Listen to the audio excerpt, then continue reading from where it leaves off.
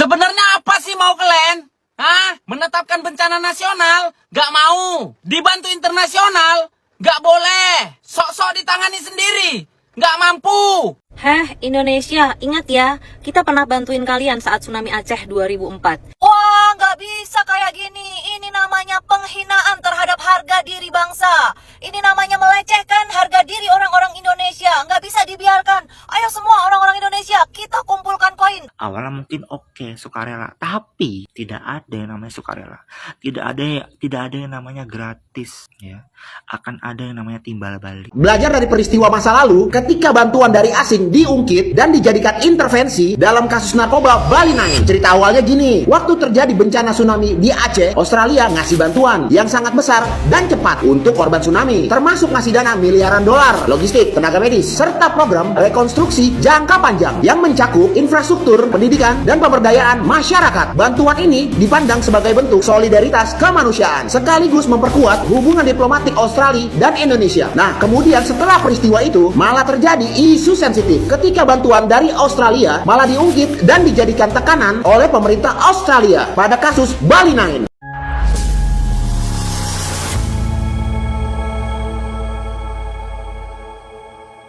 Assalamualaikum warahmatullahi wabarakatuh, saudara-saudaraku sebangsa dan setanah air.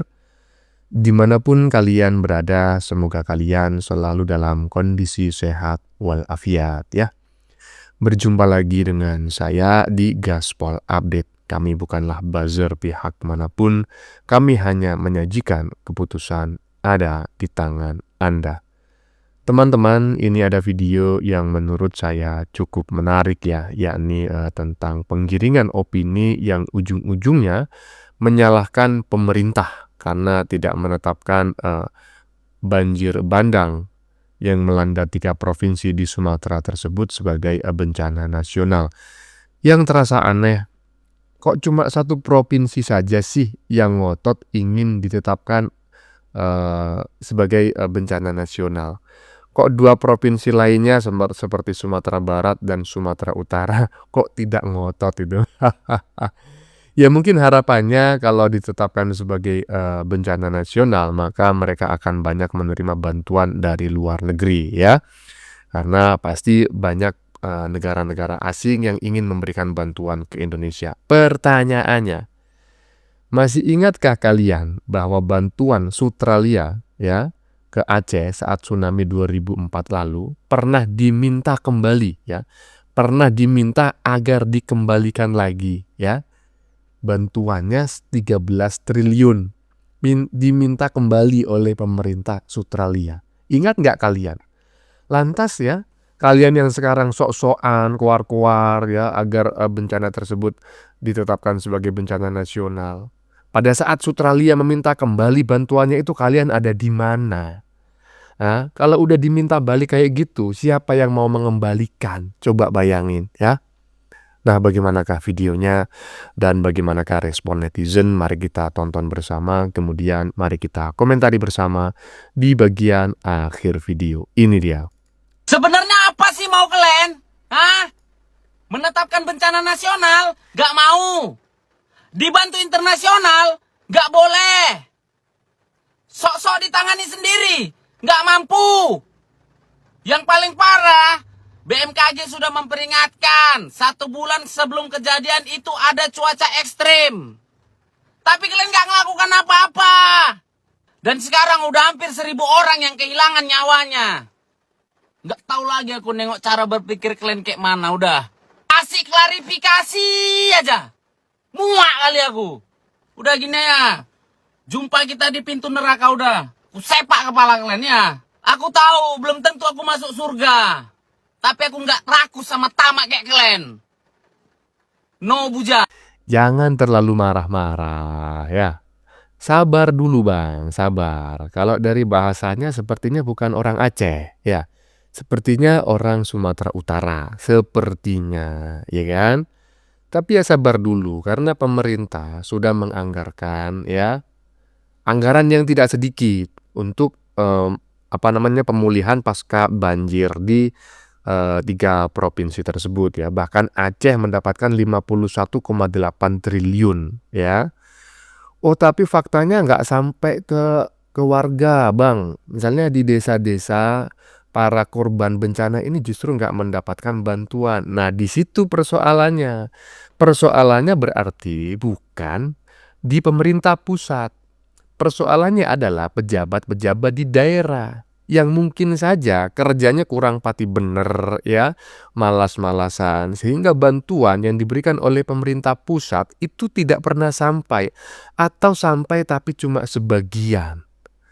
Nah jadi bukan Prabowonya sebetulnya yang harus kalian audit, yang harus kalian kawal ya, tapi pejabat-pejabat di daerah ya yang menjalankan perintah dari Prabowo itu gitu. Jadi jangan marah-marah dulu Bang ya, lanjut. Ternyata Bapak ini nggak ada bedanya sama Gibran. Sama-sama antik. Bapak tolak semua bantuan yang katanya demi harga diri bangsa. Supaya seolah-olah Bapak yang jadi superhero-nya. Tapi Bapak tahu nggak, yang Bapak korbankan untuk harga diri bangsa itu apa? Mayat rakyat yang terus bertambah setiap hari. Karena kelaparan dan nggak ada lagi harapan untuk hidup. Semua itu disebabkan ego dari dalam diri pemerintah yang angkuh. Merasa bisa beresin masalah sendiri tanpa bantuan dari orang lain. Satu sisi Bapak bilang harus gerak cepat. Tapi Bapak juga yang bilang kita nggak ada tongkat Nabi Musa. Jadi Bapak suruh rakyat untuk sabar. Terus kenapa bantuan di depan mata Bapak tolakin semua? Tolong Pak, tolong. Ini darurat. Bukan cuma soal 3 provinsi dari total 38 provinsi. Ini soal jumlah korban yang terus bertambah setiap menit, setiap detik. Malah sekarang belum beres masalah banjir Sumatera, Bapak sudah perintahkan lagi untuk tanam sawit di Papua.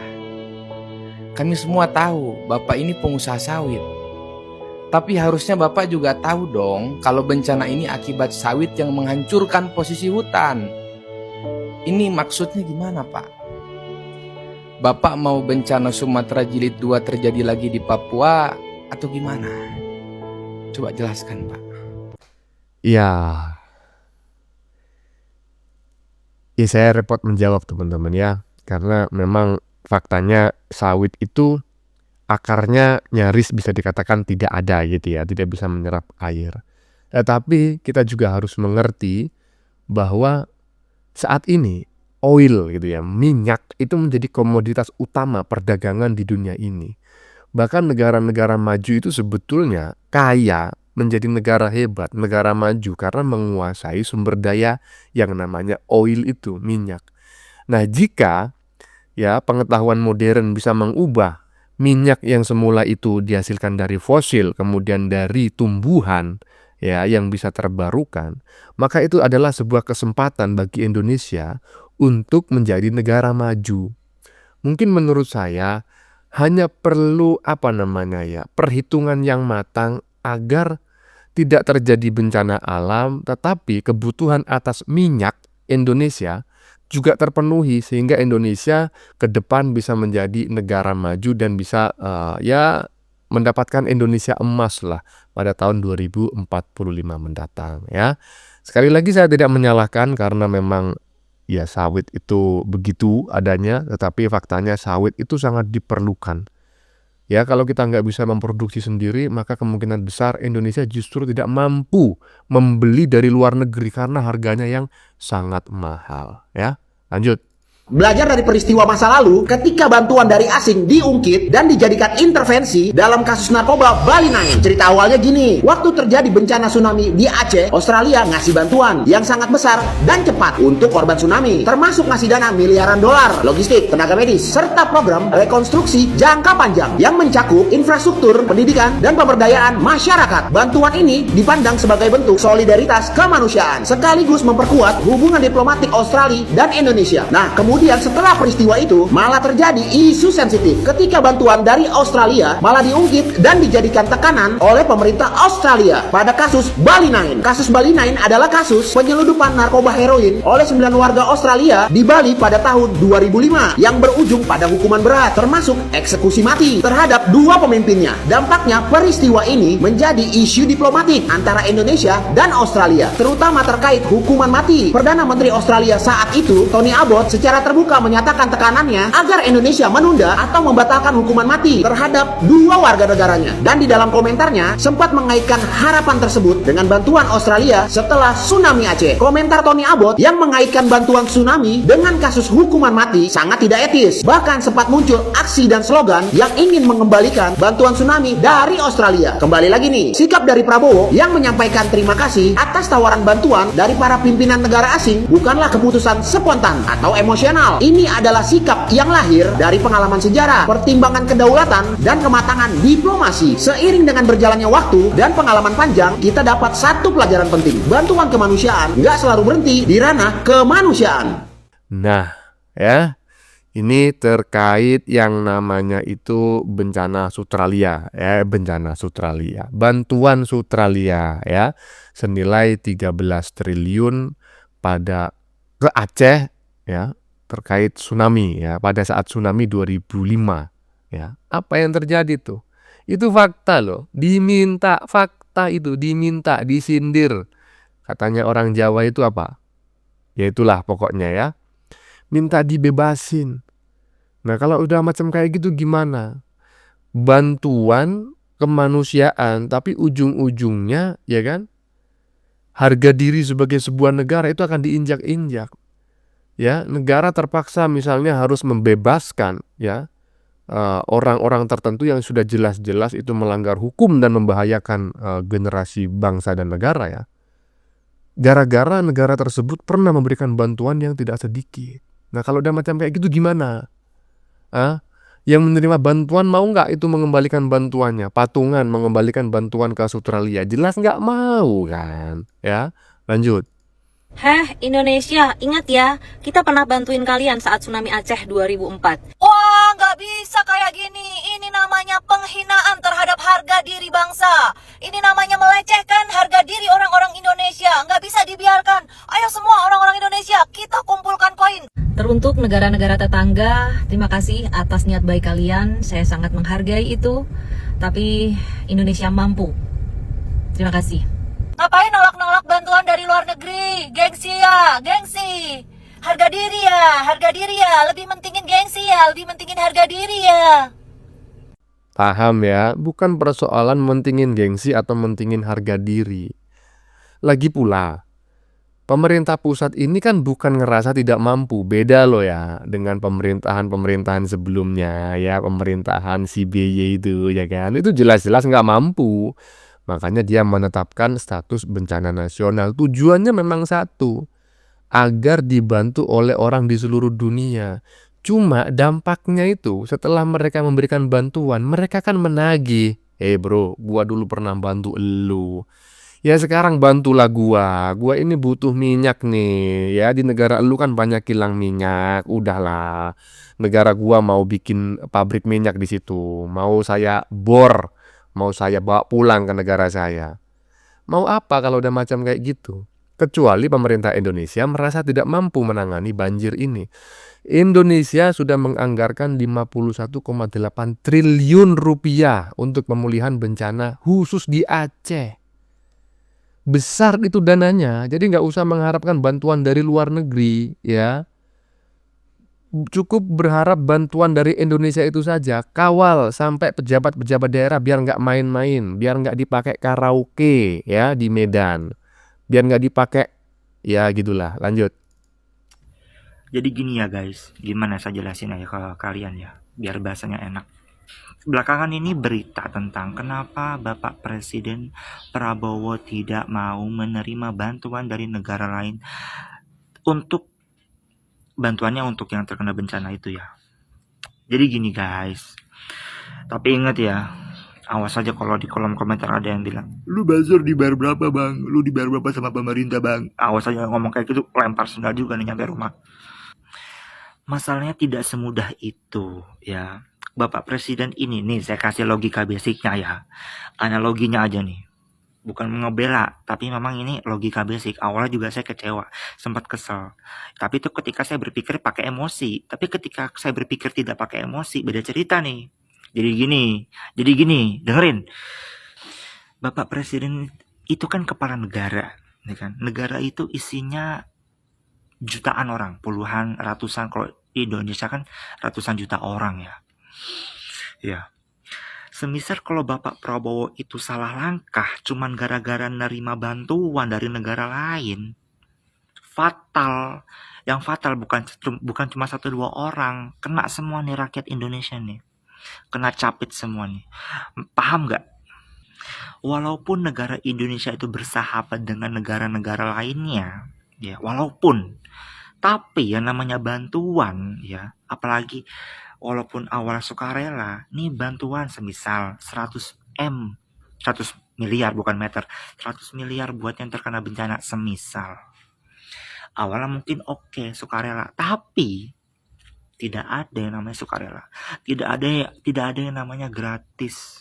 Ya, akan ada yang namanya timbal balik. Apalagi negara, beda cerita.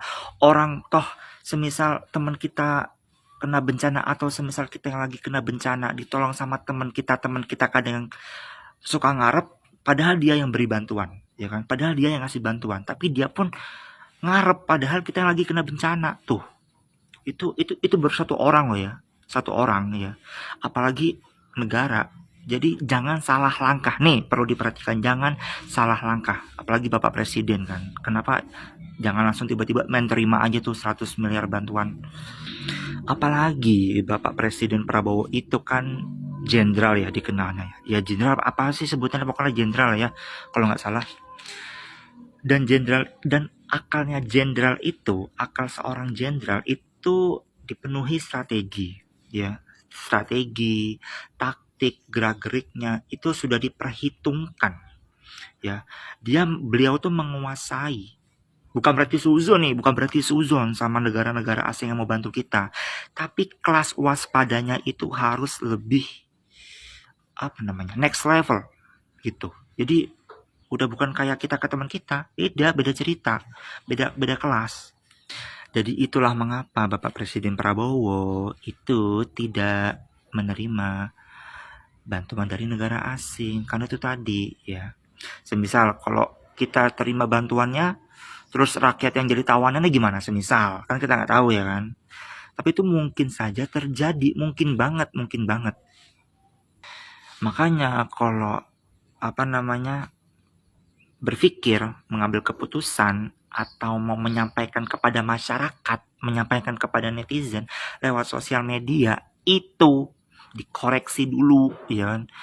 Pakai ChatGPT tuh. Dari awal saya bilang di video dari video pertama saya bilang, kalau mau bikin narasi, asumsi atau pandangan, kita minta koreksi ke GPT atau mungkin ke Gemini AI ya, biar diperhitungkan sama mereka ada kata-kata yang negatif atau apa gitu ya. Soalnya salah kata-kata ya, apalagi ketika kita mikirnya pas lagi marah, pas lagi kesel, pas lagi kecewa, pas lagi panik ya, itu kebenaran gak akan bisa keluar. Kebenaran yang lahir dari logika kita itu basicnya benar ya.